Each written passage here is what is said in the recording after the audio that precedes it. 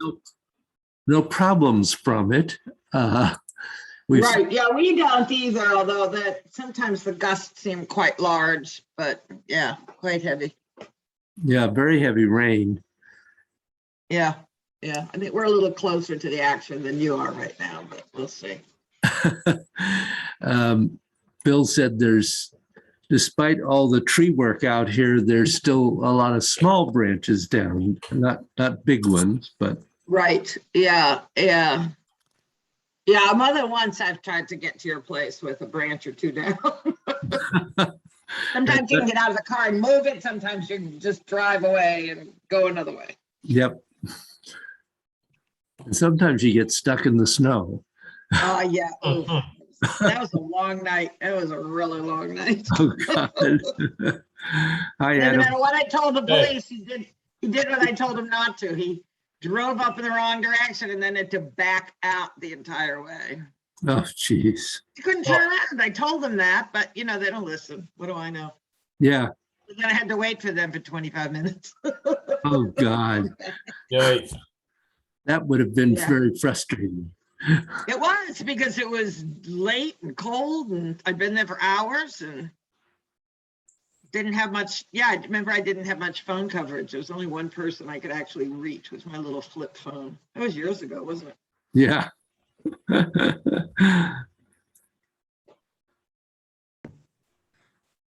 So you're the morning. boss today, Adam. What's that? Yeah. Something like that. Good morning, Bill. Morning. Morning, Bill. Morning, Bill. Hi, David. Hello. Everybody? Mr. Nagel is here in person. I've warned him that Made it through. he can't hide very much. No, really. The only one.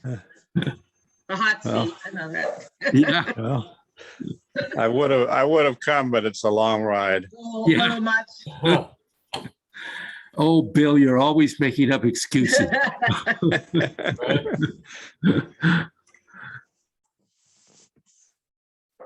Well, we're still missing two, but we'll go ahead and start. I did already. Oh, but thank you anyway.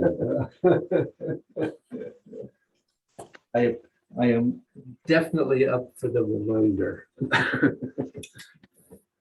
Although I ought to change my camera too.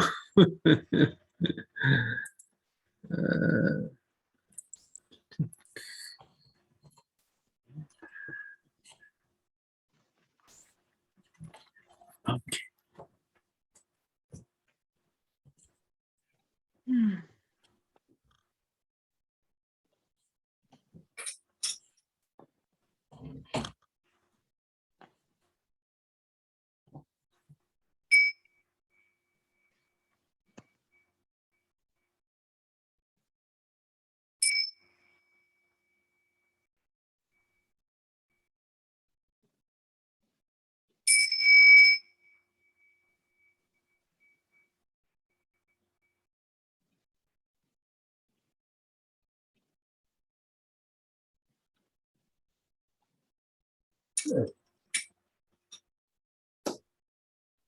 Questions? Problems? Things you don't understand? Yeah. Nothing, huh? Get there. Yes, Adam. No, I don't think there's anything I don't understand. It's just still working on getting it right, It's usually like 3 or 4 repetitions into movement 5 when I remember I'm supposed to be doing the C spine and not a quad squat. So it's just coordinating everything and getting it online. Yeah. Well, we're going to address that probably sometime in the next couple of weeks. We'll really work on that. Okay. Anything for you, Bill?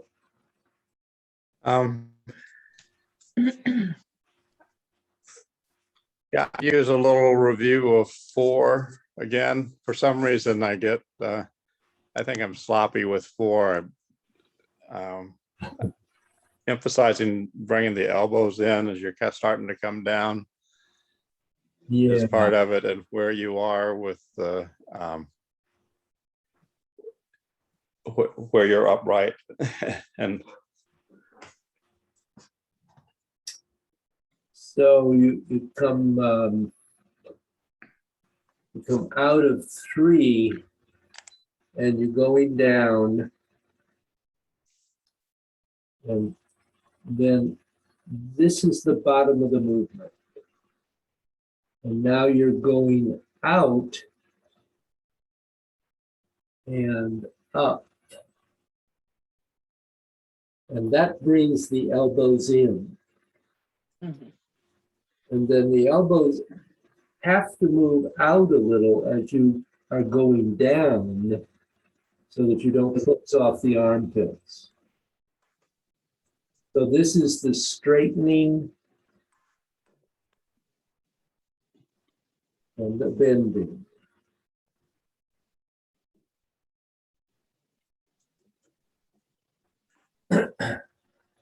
And the twisting out and the twisting in.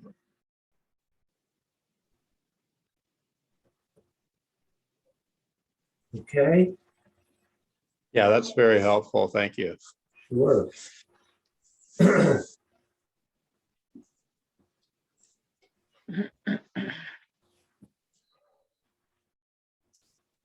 So, speaking of movement 4, you're folding down and coming up. And one thing we emphasized was your spine bending and straightening to bring you up and down. And as I just said, we'll work on that again in more detail, either next week or the week after, whenever we get to it. But there's something else we'd like to consider. Anytime you do a folding or squatting exercise, your knees are clearly involved. Unfortunately, knee replacement surgery, as people get older, is a social phenomenon that I would actually like to see decrease. So we want to look at 2 things. From the point of view of Chinese medicine and Chinese energy work, your knees are directly connected to your kidneys. That means that whenever you go up and down, your kidneys are really getting worked. Now, your kidneys are responsible for a lot of other things as well. In terms of energy circulating through your internal organs, your kidneys are the ones that kick it off. So in that one sense, in terms of your internal organs, they have the same power as the lower Dantian has. They are not the king of your internal organs, but in terms of circulating energy in and between your internal organs, your kidneys are king of that movement. They're the ones that start the process. No beginning, no middle, no end. That's what it boils down to. Now, the folding or squatting action of the legs in every form of Qigong was classically always known to directly relate to the kidneys. So the biggest thing that you want to know, to do now, is to focus on kidney breathing. And that's where you breathe and you actually expand and contract your kidneys. We worked on that a little bit. But you are creating this pressure into them and away from them, into them and out of them, in order to cause every kind of fluid and energetic interchange possible. But you also want to get the sense that what your kidneys are doing is directly linked to your knees. While you're talking about when you're talking about the knees, you have to look at the knees from 2 perspectives. The first is, obviously, we have the outside of the knee, and that means the sides and the patella. Something that's important to consider, and those of you who have done energy gates and everything else, forgive me if I'm boring you, but this kind of needs to be mentioned here clearly. The other part is the inside of your knees, the back of your knee, the soft part, which relates very much to the center of your kidneys, whereas the side and patella of your knees relates to the flesh that surrounds the center of the kidneys, because that's the energetic correspondence in the body.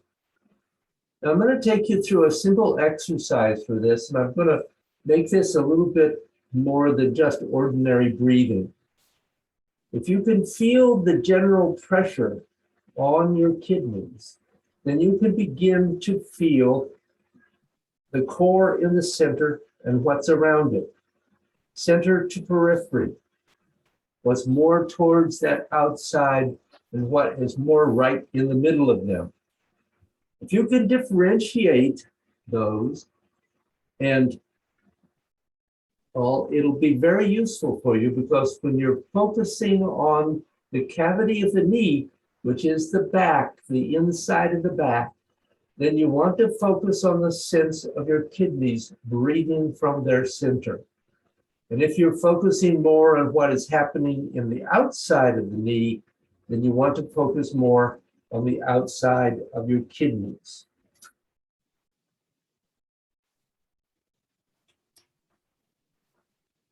Just a slight awareness change can amplify whatever benefit you're able to get from this exercise.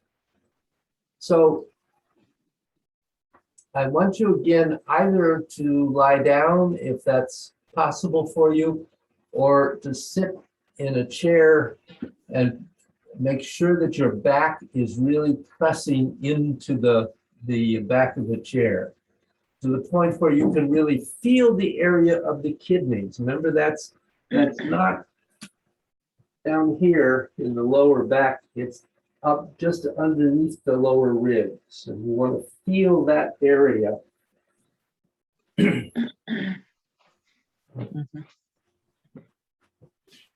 So whichever position is good for you.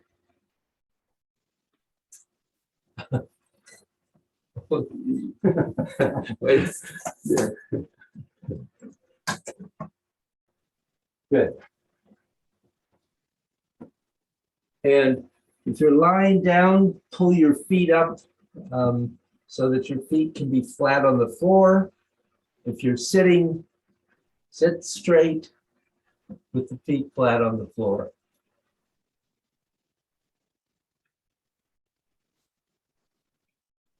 And then I want you to first extend your mind through your body.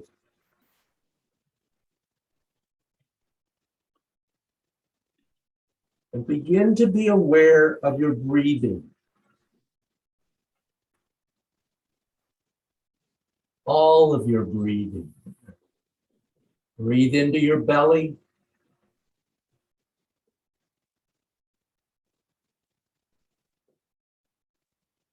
Breathe into your sides.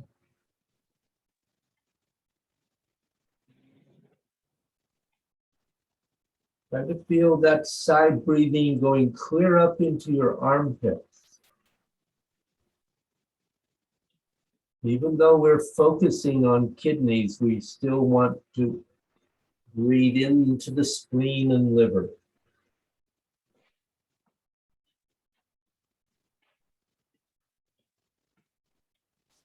And breathe into your lower back.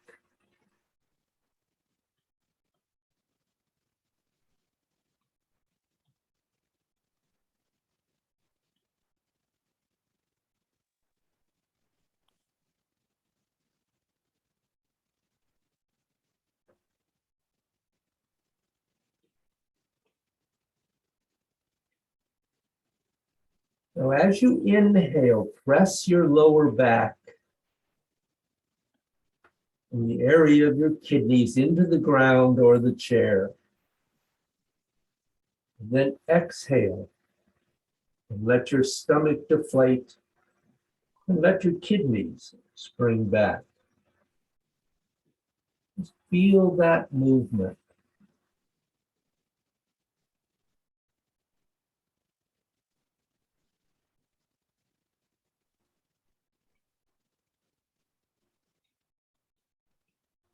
Inhale and press the kidneys into the ground or chair. Have a sense of the kidneys expanding as you inhale. Then let the kidneys get smaller. Let them start moving upwards.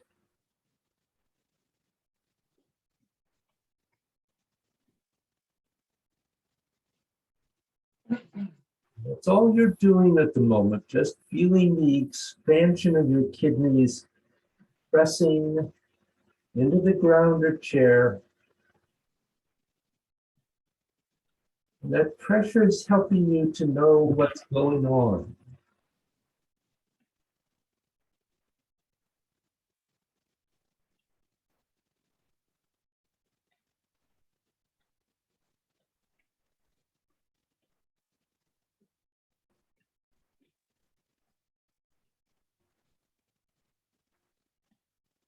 Make sure you're breathing from your nose.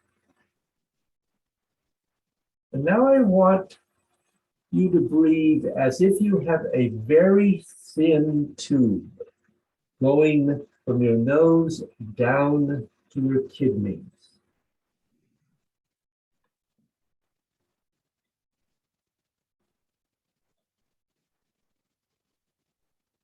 And I want that tube to go right to the very center of each of your kidneys.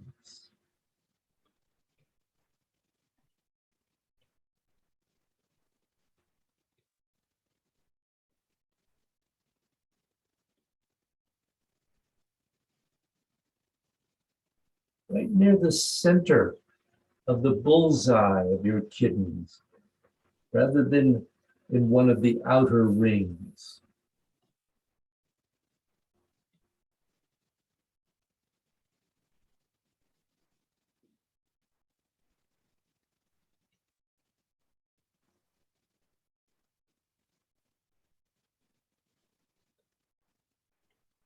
And then begin to breathe so that you put a little more emphasis on expanding and deflating the very center of your kidney.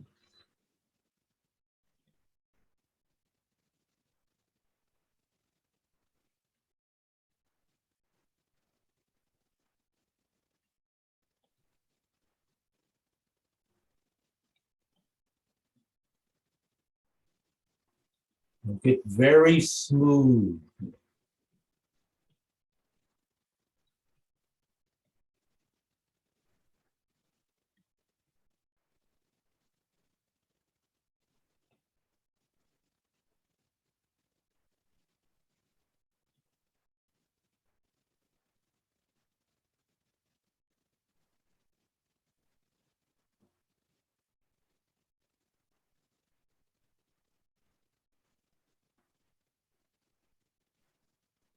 Remember that tube is fairly thin and it is laser focusing the breath.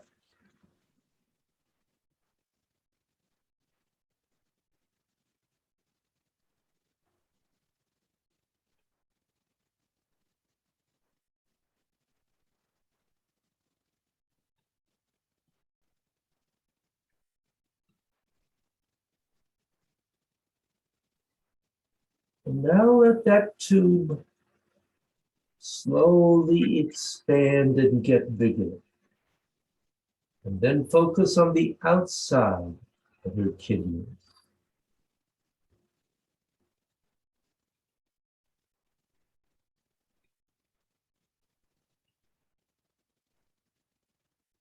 Sense of pressure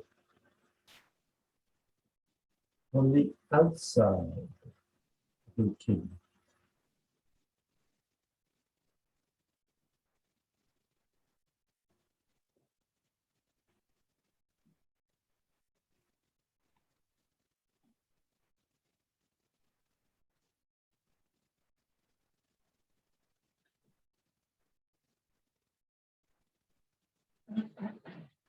The outside of your kidneys get bigger and smaller with the breath.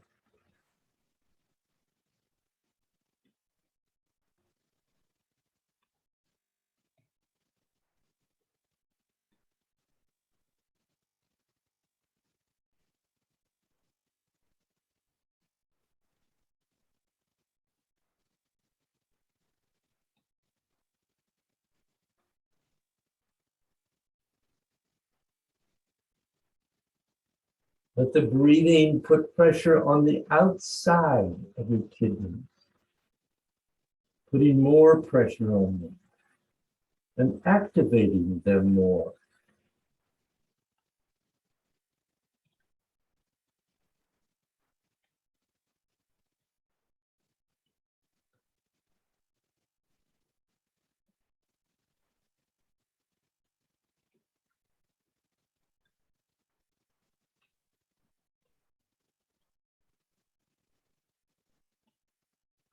Then slowly release the pressure and let the activation diminish.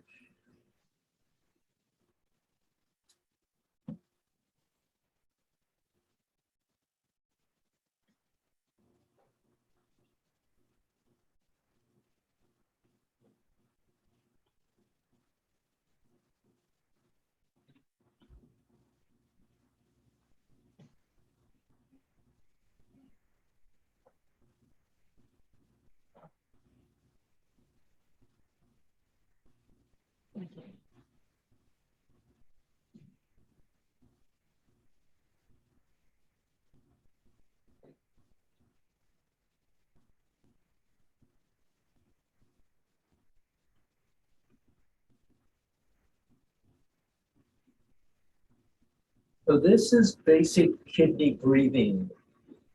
But now, unlike the kidney breathing we worked on before, we're taking this to where it wants to be in God's. We're making a difference between the outside and the inside of the kidneys and the knees.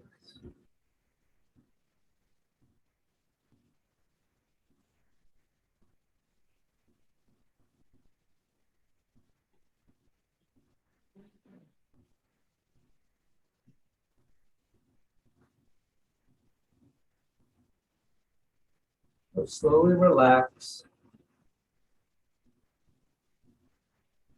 Open your eyes.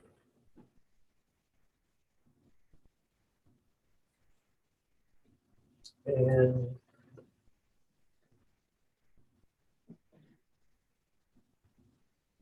sit up if you're lying down.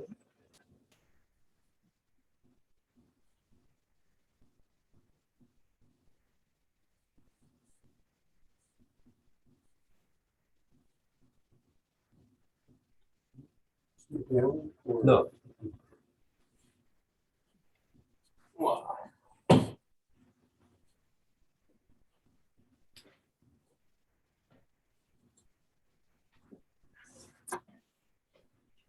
Questions just at the moment?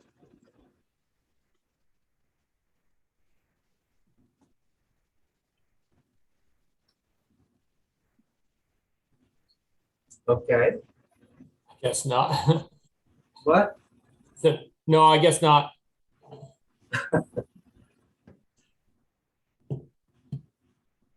So what I want you to do is to stand up and begin to do movement 4. And where in 3, we were really focusing on breathing into liver and spleen. In 4, we are really focusing on breathing into the kidneys.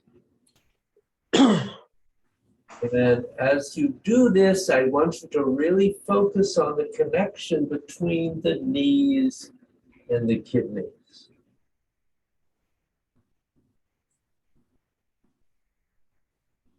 To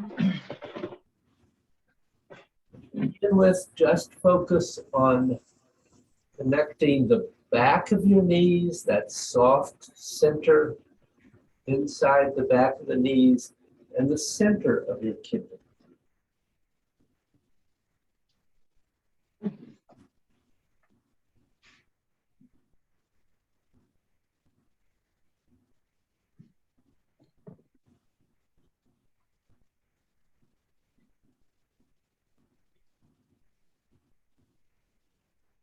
Remember, this is a qua fold, not a qua squat.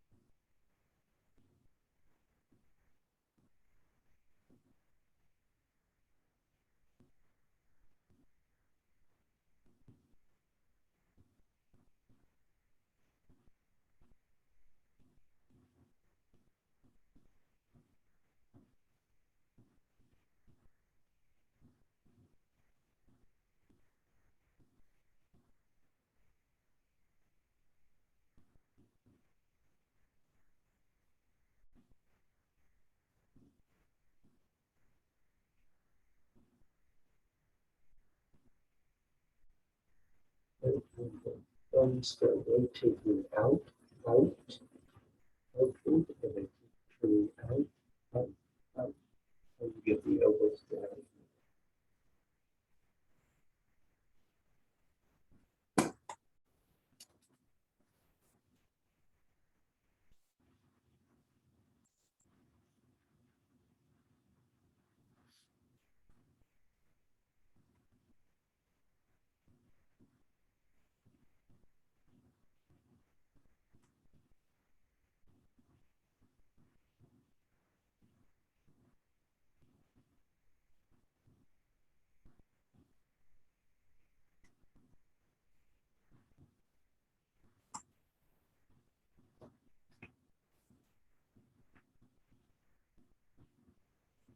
Bill Bynum, remember that as soon as you reach the bottom here, the elbows are rotating down, down, down, down, down, down. They go out a little bit as you go down.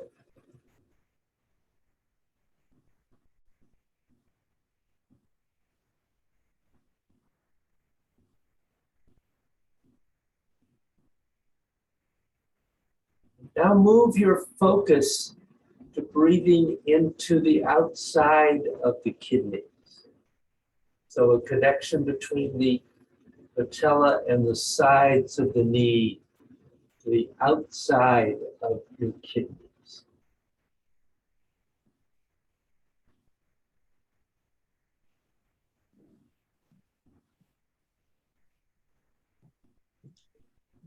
When you get to the back, this movement expands more.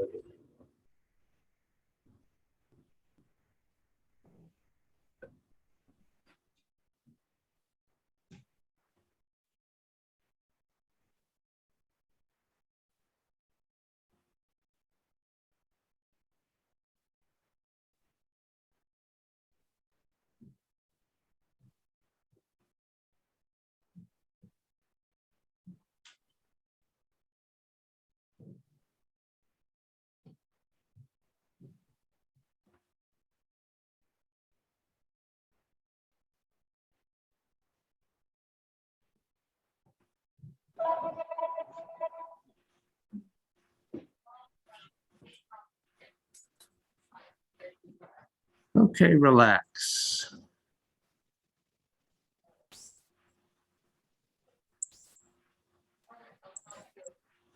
No questions?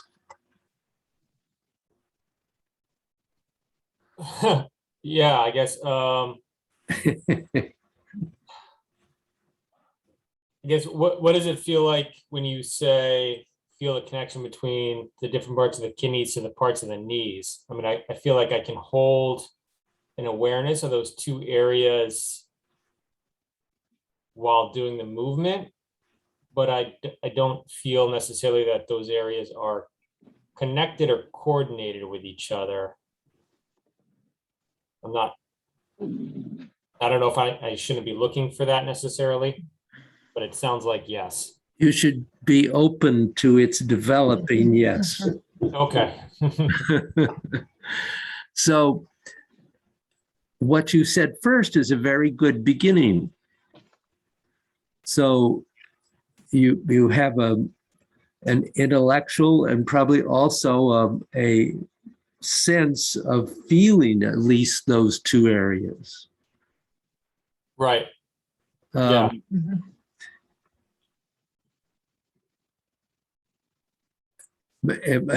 It's perfectly normal, I would say, at this point, introducing this principle that you don't feel the knees activating the kidneys. Because I don't think we've ever talked about this before. No, this is pretty new territory. Yeah, this is a new principle.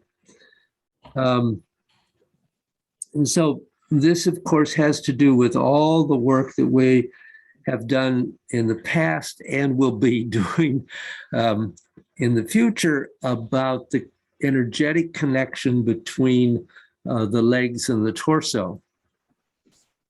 So this is something that will develop over time. Okay. And practice. It is something that obviously it's helpful to have the intent that this is going to happen. And it will develop over time. Okay. Okay. Yeah. Yep, go ahead.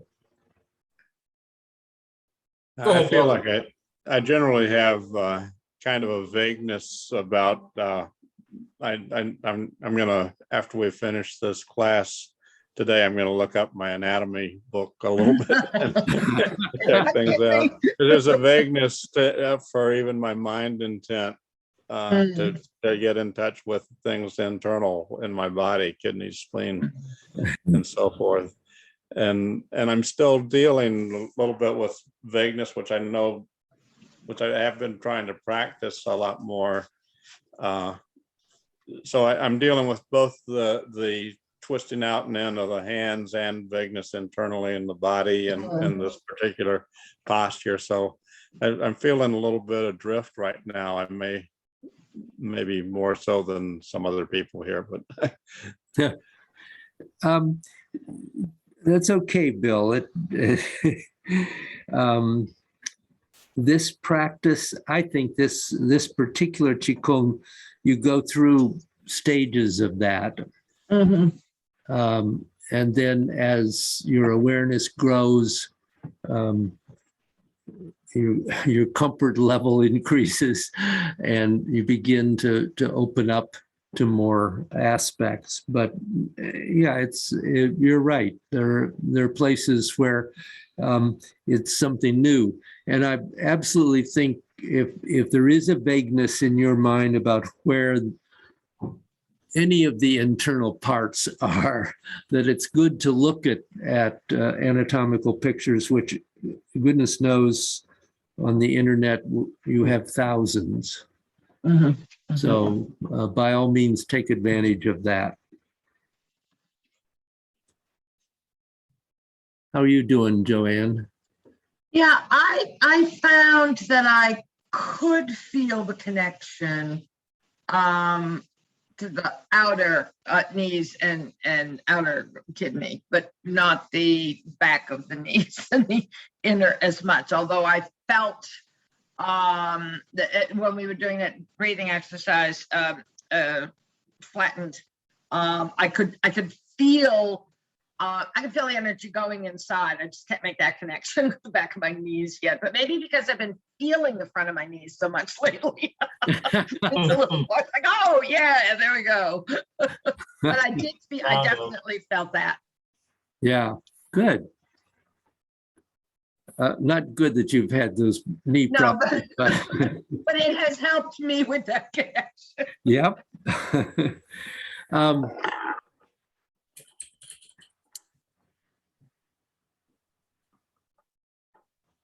One of the things that this will help you begin to develop, and I think it's true for whatever level of previous experience you have, is how important the back of the knee is, because that's where the primary energy connections are flowing. It is also where the knee cavity is located. We don't think of accessing the energy in the knee, particularly through the forward part. To some extent, in a practice like this with the kidneys, yes, there is energy flowing through there, but the primary connection is through that soft area in the back of the knee. This is part of the reason why we never lock the knee, because we have to keep it open so that that energy can flow. Any questions for you, Bill? No, I mean, in some ways it reminds me of the first Qigong class. Mhm. And I think it was probably a couple of months until I was able to confidently, access various parts. At first it was just the intention. Yep. Gradually come. So I think this will be pretty much the same kind of. Yeah, process. it is. Good. Okay, so I want to go on to another another element. David, can I ask one more question? Oh, sure, of course. When focusing on the center of the kidney and doing the movement, should we always be doing what we did on the ground, like breathing through a thin straw to get to the center of the kidney? Or is that just like a teaching tool? Well, it's primarily a tool, but I think initially it may be helpful to use that visualization Okay, to help you make that connection, but eventually it should not be necessary. okay, thanks. Good question. So most people in Western society move in a linear way. And as you know, we've talked about not wanting our movements to be in a straight line, what it means for them to be in a circle or to be spherical. And so just to remind us of that, we can think of a number of different movements we could do. Since we've been working on 4, I'm going to do 4. And think of it as what if it were circular? So if it were circular, it would look like this. But when we make it spherical, it begins to look like this.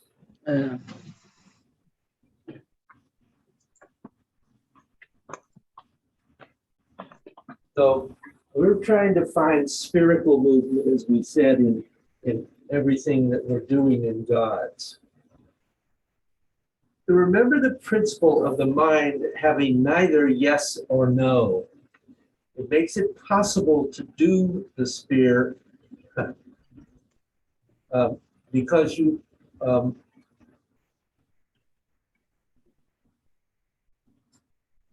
it makes it possible to do the sphere because if you fixate any yes or no, you're going to collapse some part of your sphere. Some things you can directly see or you can't, because a sphere is in every direction. Forward, back, left, right, and all diagonals simultaneously. Now have all the intellectual information there is to know about it. Boom. So another one that's kind of interesting, here is movement 3. Not everybody's favorite, I know. But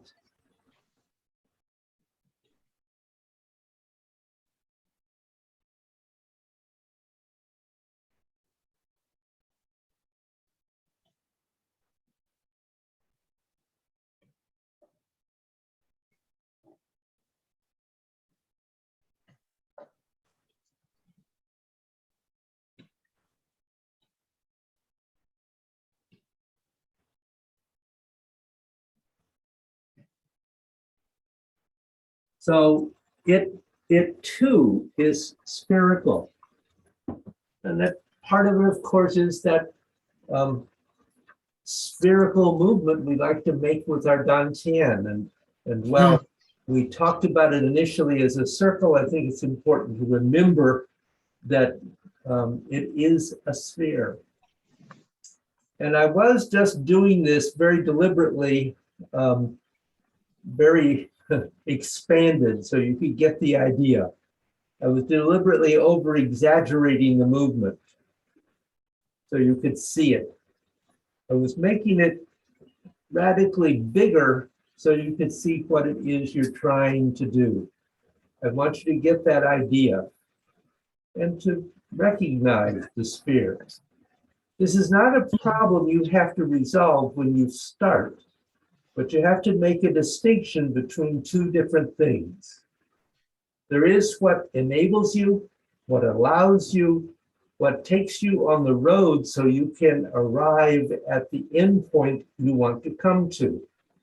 And then there's doing it after you've arrived at the end of the road. You do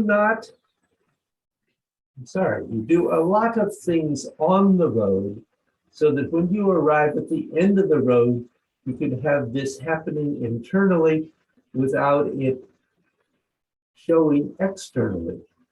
These are just bridges to get you to where you want to go. So if you find that moving your elbows helps you to get out into the sense of the sphere, fine. But if your movements are getting very distorted, don't just let yourself sort of wiggle off as if you were going to a dance club. No, that's not what we're doing. Because that's called spontaneous Qigong, and not what this is. But to do it within a smaller range so you can get your insides to open more. That's great. But in the beginning, just make a distinction of what is the bridge to get you to where you want to go. But on the other side, don't get so loose that you get disconnected in the desire to let the fluids have a bit of fun. That's emotional extensionism through fluid movement inside your body. And it's not what this Qigong is about. God's is about moving Qi deliberately so you can take everything that's inside your body and give it its absolute full range of possibilities. Then when you have that possibility, you can do anything you want to with it. So the sphere can get bigger. Honey, I can't do that. And it can get smaller because when you're talking about opening and closing the sphere, it gets bigger when you're opening and it gets smaller when you do a closing movement. For example, that's why they use the phrase shrink and grow all the time in Bagua. It's absolutely the same idea. So the center of your sphere is always your lower dantian.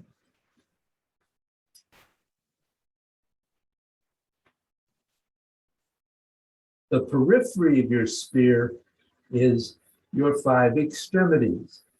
above your body, below your body, to the sides of your body, and in back of your body. And the great trouble is that when you bend forward or fold down, it's really very hard to understand that the sphere is also occurring in back of you. There is a whole level of gods playing in the clouds, which I'm mentioning, but it is not taught in this training. It's beyond the scope of this course. And that is how what you do inside your body starts directing your etheric body outside. That is part of God's. When you start getting into all this stuff about forward, back, down, and up, it starts making a lot more sense. Now, movement 5. You already know how to do the arm movements of 5.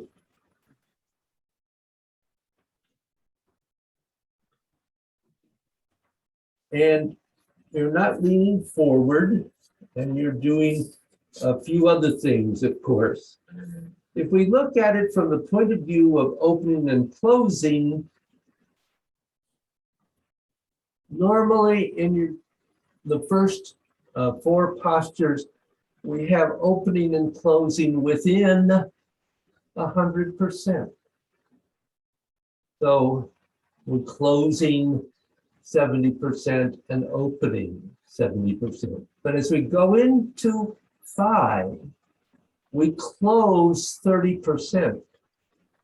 And now your 70% is 70% of that 70% that's left.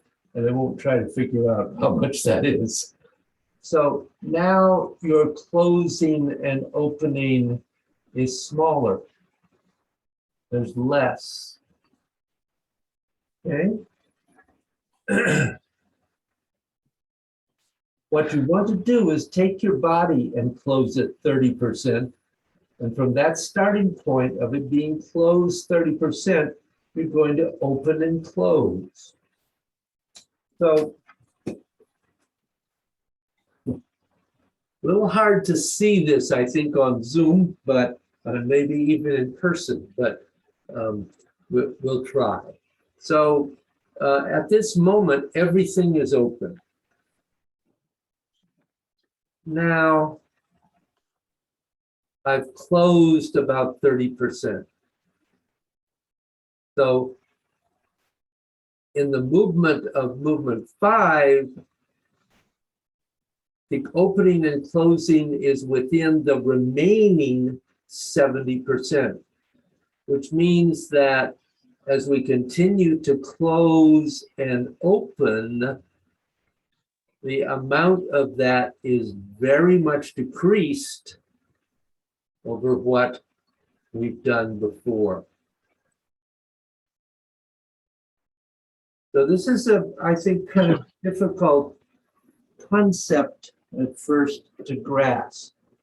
That condensing that you're trying to do as you do that first 30%, which is particularly apparent in the quad, but it's also throughout every joint and cavity in the body eventually.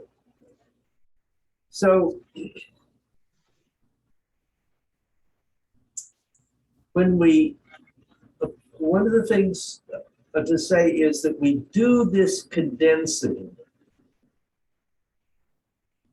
only in movements 5 and 6. We do not do it in any other movement. So,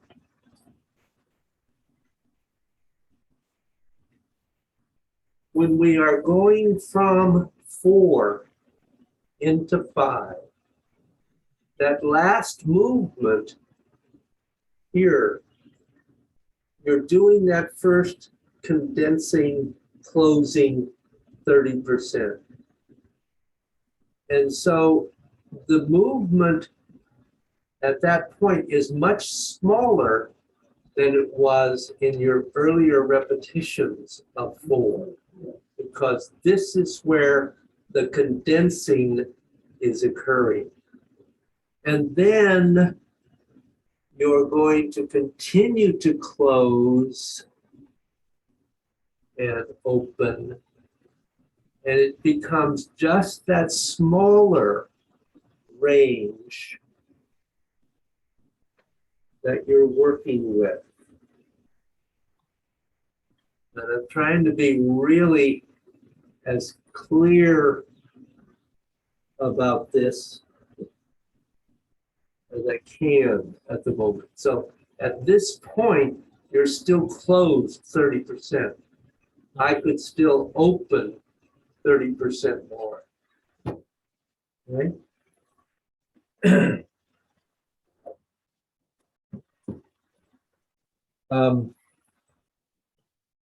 Now it is a big jump to say close everything, especially if you've not done the marriage of heaven and earth, or you can't open and close every joint of your body really well. So there is a hierarchy that you start doing first. Begin with the outer ones. Just close your hands and your feet, and then your elbows and your knees, then your shoulders and your hips. And then you do everything that is moving towards the middle of your body. You do your ribs, your sternum, and then you go back and do the cavities. The back of the knees, the elbows, the throat notch, the solar plexus, the qua, the midriff, and finally the dantian. Your order might change a little, but you want to have a bullseye. You want to make it a bullseye. All you're doing is going from the periphery to the center. You don't start doing opening and closing with the stuff in the center. You start doing as many of them on the outside as you can until they're stable. And when they're stable, you add the next one coming in towards the center until finally you're opening and closing all the joints and cavities of your body. Remember, actually, let me pause for a moment here. Is anybody unclear about what I mean by opening, what we mean by opening and closing?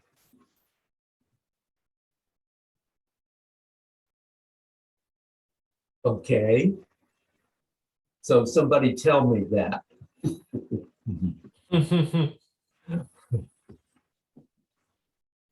Anyone? Sure. I think of it as creating space in a spherical direction, using the energy. And then closing is kind of the opposite, at least for me, feels like almost like a vacuum pressure pulling the things you're closing together. So with the joints, opening is making that kind of spherical opening between the bones, and in the cavities finding those soft notches and looking for that same feeling. That was pretty good, Adam. Thank you. So you've illustrated what's meant something to me was, opening and closing the arm, the elbows and the wrists. Well, so that's exactly the point I wanted to make, is that there's a real difference between lengthening and opening and closing. Certainly lengthening is occurring when you are opening and closing, but lengthening is simply releasing in one direction. It is what we just said we are not really looking for if we were to at first. Yeah. We tend to think of it first as being very linear. Actually, lengthening is happening in a spiral.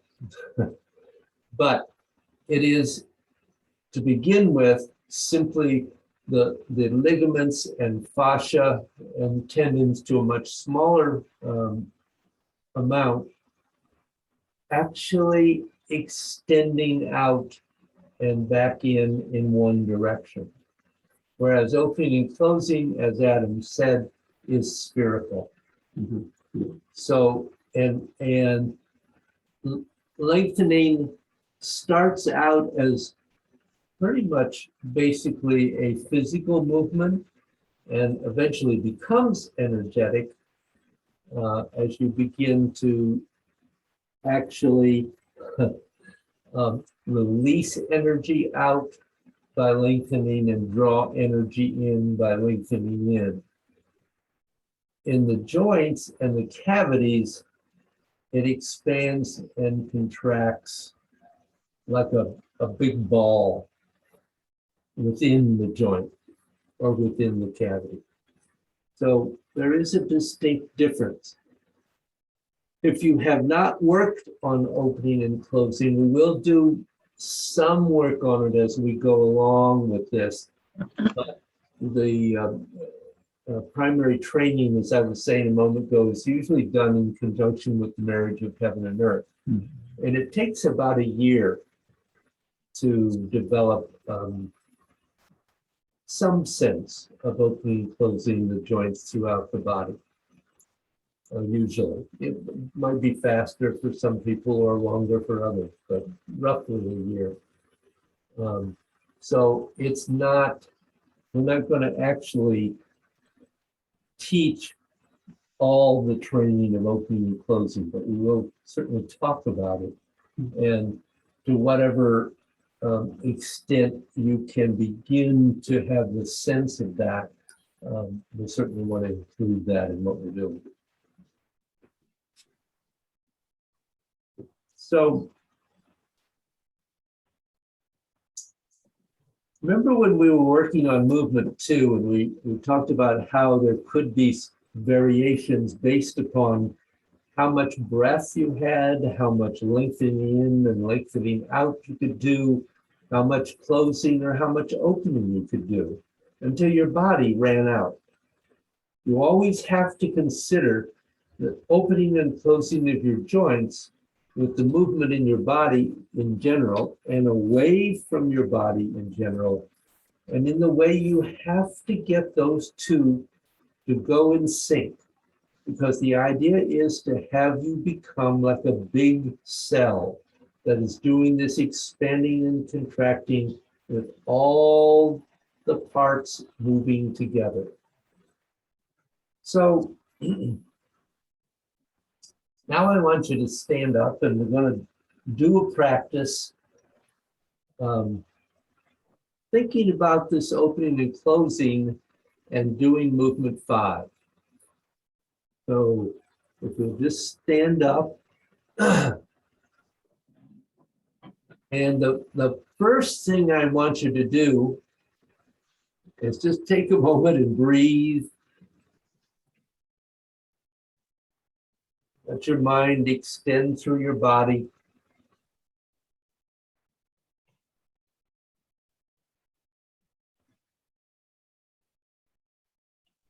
And then just let yourself open and close in the normal way that you would do in the first 4 movements in Gods. So just thinking in terms of closing 70% of your range and then opening that back up.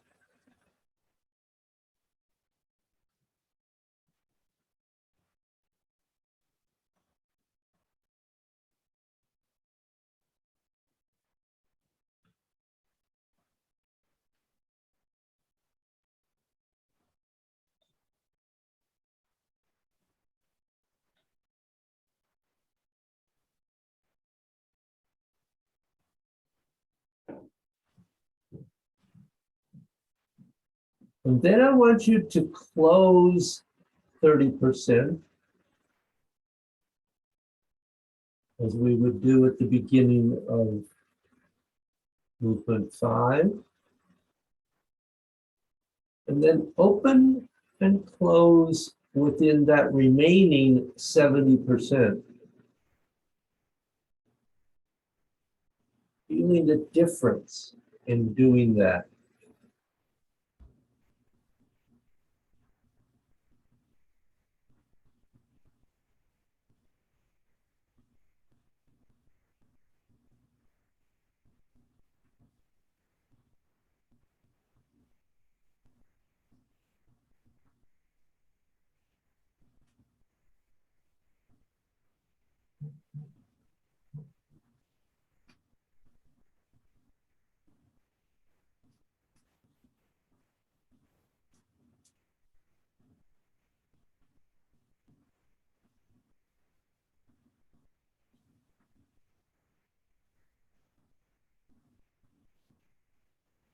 And then when your hands up in front, where you would be starting into the transition into movement 5, and just begin by closing 30% and then flowing on into the movement 5 and maintaining that 30% close.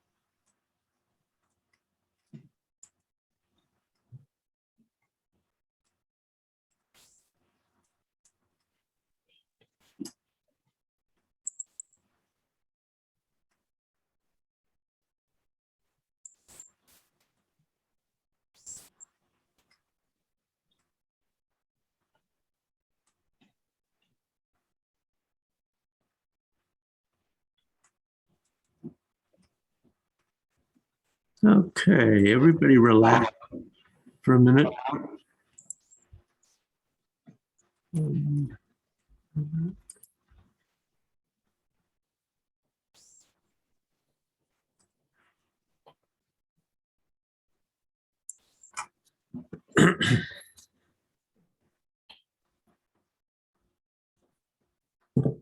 So this movement is at the very least counterintuitive. Great. One of the things is that part of what goes along with the opening and closing that has been condensed and made smaller is that the bending and straightening is therefore that same amount smaller. So one of the things is that when going through this part of the movement, notice that my arms are not here. They're here. I have not bent very much. Okay? And I'm trying to match the bend of my quad and my knees with the bend of my elbows and my shoulders. So once you have condensed everything, that 30%, then the rest of the movement has to be kept also that much smaller. So even though you have this rather large circle of the arms, the amount of bending and straightening is not very great. Okay? And the difficult part is the fact that the bending is going all the way through, connecting the Dantian and coming roughly halfway up the torso. And the straightening is going out and halfway down before you begin to bend. Okay? Questions? Okay. Try it again.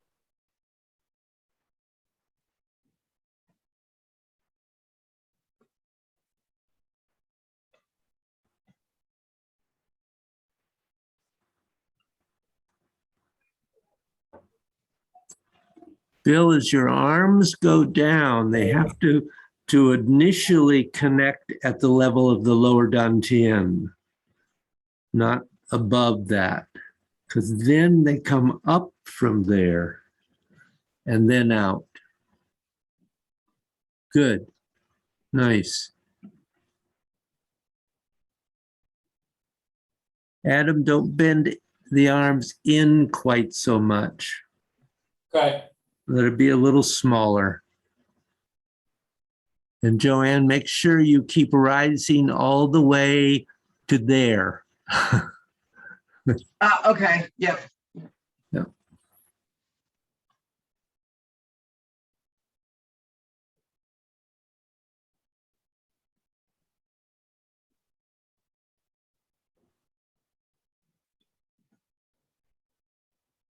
Good.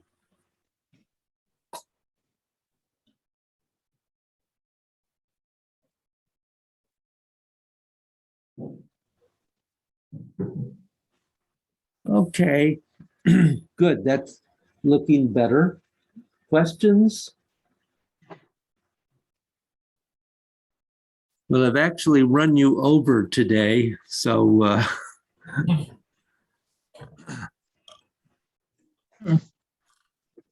I will stop at this point unless anyone has another question. I feel like there will be next week, maybe. Yeah. I mean, I understand it all, putting it all exactly together.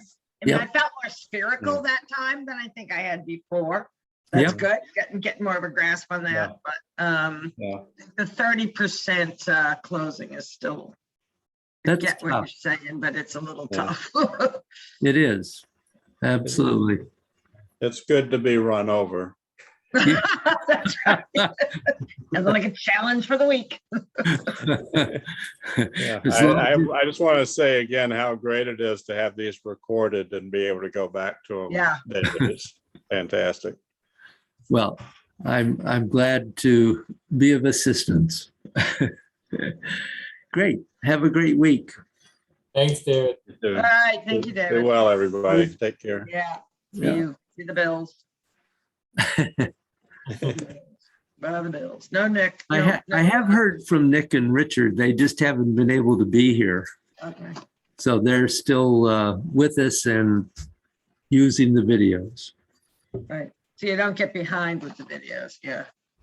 That's Kind of easier to relax into the exercises while we're doing them, rather than feeling like I need to be making notes. How will I remember this? yeah. So that, you know, that both the combination of the notes and the video, yeah, and I do watch the recordings usually, so.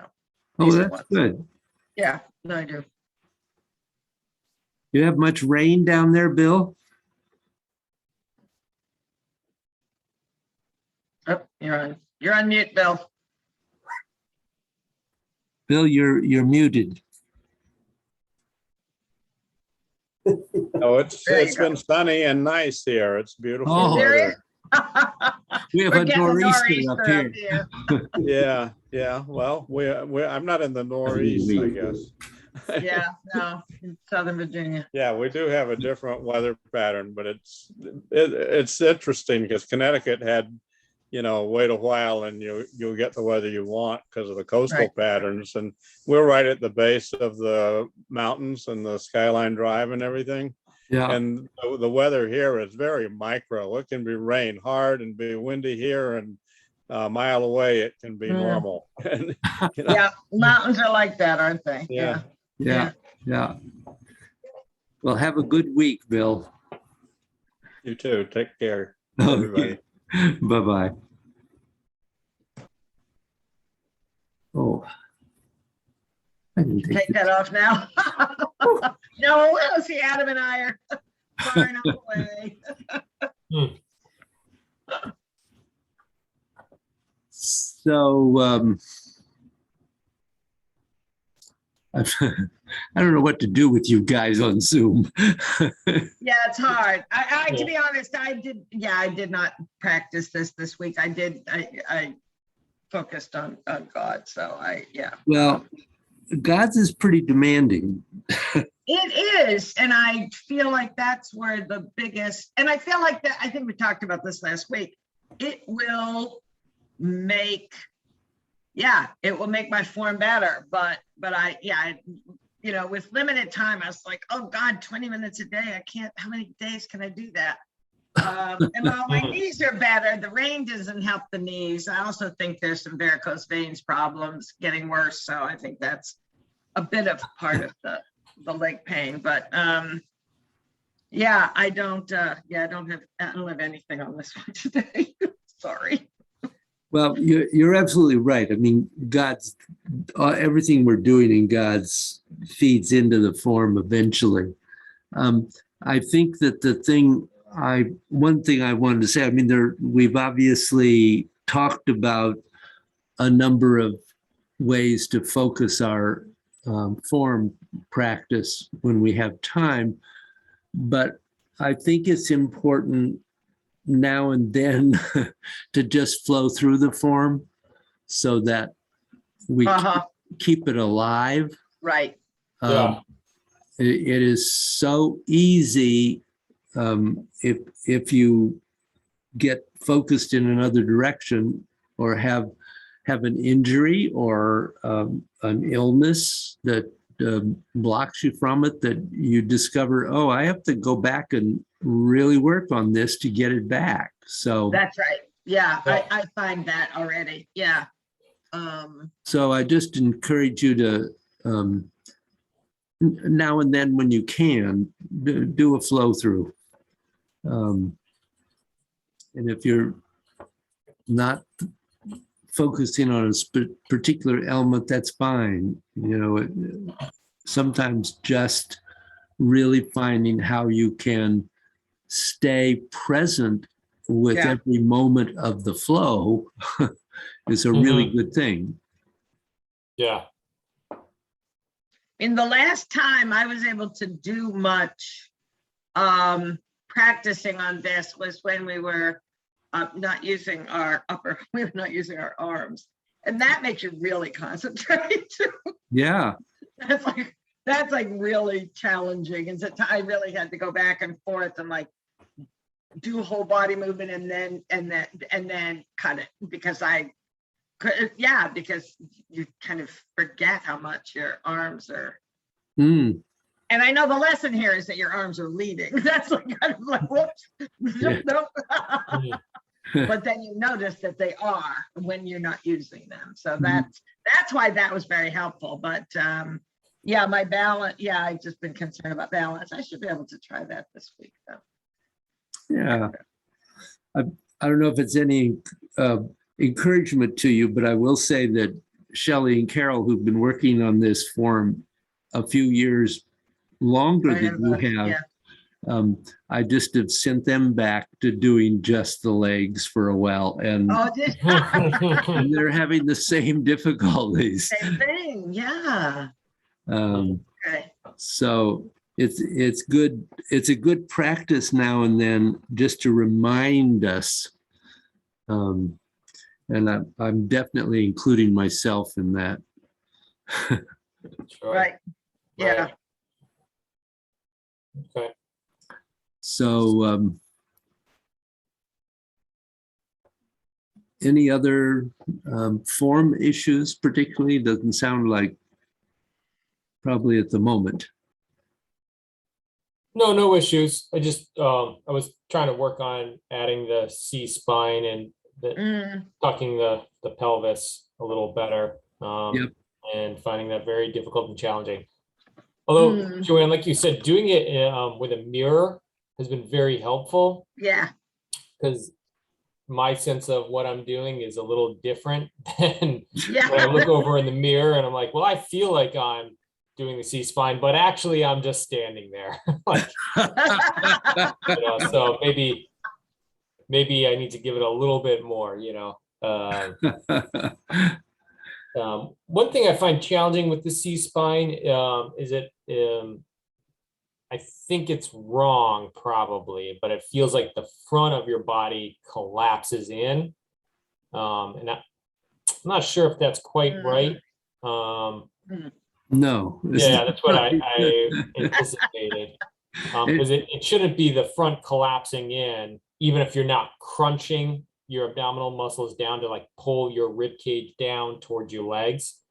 It still just feels like you're kind of going soft there and losing structure, when really what we want to be doing is relaxing the back and opening the space between the vertebrae, right?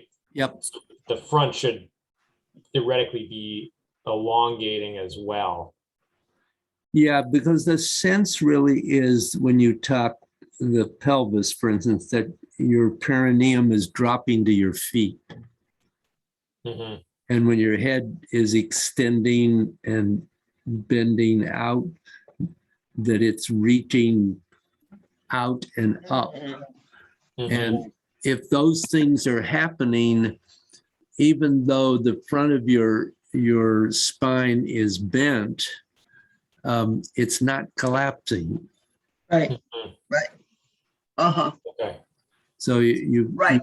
want that sense of the energy going up and down as you bend, and when you straighten, which is the interesting thing. But it's a different,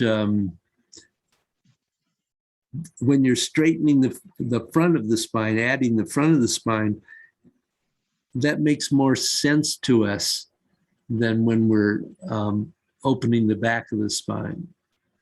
Because we feel like we feel like we're losing control of the front. Mm, Yeah. mhm. And so you really have to hold on to that sense of extension, and not let it, and it's not a stretch, it's not a pushing out. Mhm, It's a releasing down and up. mhm. And so it's a different feeling. Right, okay. Yeah, I find the other challenge is that while the goal of the form is always to flow, that to learn this, I stop. Kind of like looking in the mirror, right? Like it's a matter of stopping to see. I think especially Sure. I started doing that with Play Peepaw, kind of like, okay, where am I? How does this feel? How does this open, how does it, how is it, all of that, right? Yep. And so that helps, but then you have to get back into making sure you're, Right. you don't institutionalize your stopping and starting. Yeah. So, but it for me, it was helpful when we were doing that several months ago, actually. Yep. To stop and kind of go, oh yeah, this is where it is in Play People, or this is where it is in Monkey, whatever. Yeah. Well, and I think that exactly what you're saying is important in terms of practice, to when you're doing that, to recognize that you're not flowing, that Mhm. what you're doing is really clarifying and practicing a specific part. And Yeah. to do that, take a few postures and work through them, and then see if you can flow what you've learned in Right. doing that. But Yeah, you don't do the whole form that way, and then you then don't try to have go all back. day. Yeah, you just you're right. Yeah, no, True. right. Yeah. Yeah. Good. Okay. Well, Yeah. thank you, David. Oh, thank you, Adam. We'll work on that, and then I should be there in person next week. Good. I hope you have a good day today. Thanks. It'll be all right. Yeah. Okay. All right. Take I care, hope we guys. get back one of Safe these drive. times. What, I certainly Joanne? wasn't gonna. Bye-bye. Take care, everybody. I certainly didn't want to drive through the woods today, though. So, Oh.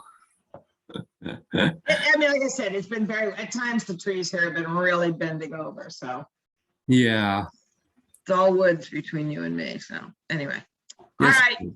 At least 82 is open again. Not all the way. I Oh, think is it? Oh, I haven't been down there in so long. I think it's one lane again with a light, Uh-huh. but you I can get, actually don't mind the back roads. It's kind of nice. yeah. And it's about the same time almost, unless you get behind a truck, but that was always the way on 82 too. Well, yes. No, it's still, I need to give myself 35 minutes no matter what. Yeah.